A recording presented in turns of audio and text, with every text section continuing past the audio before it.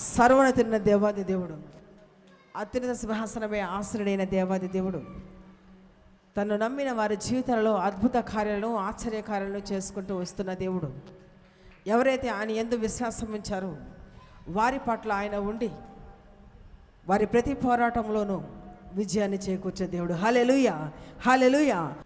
దేవుని పట్ల నిష్ట కలిగి నిష్టమైన భక్తిని కలిగి భక్తి చేసిన వారి జీవితాల్లో మన బైబిల్ గ్రంథం మనం చూస్తాం. అనేక మంది వారి జీవితాలలో దేవుడు గొప్ప కార్యాలు చేశాడు. హల్లెలూయా, హల్లెలూయా.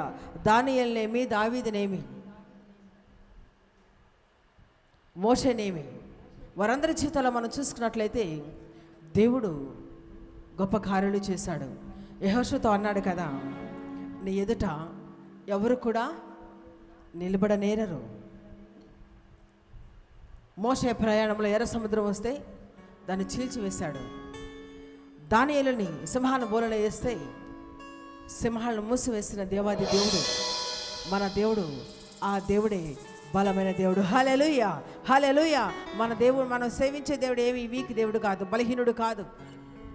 సింహాల నోళ్ళను సహితము మూసివేయగలిగిన సమర్థుడైన దేవాది దేవుడు మన దేవుడు. హల్లెలూయా. నేను ఎప్పుడు అనుకుంటాను, నాకంటూ ఈ లోకంలో నువ్వు తప్ప మాకు ఎవరు లేరు, నీవే ఆదరణ, అండ, దండ, నీవున్నావని మా విశ్వాస యాత్రను మేము కొనసాగిస్తున్నామని నేను ఎప్పుడు నేను దేవునితో చెప్తూ ఉంటాను.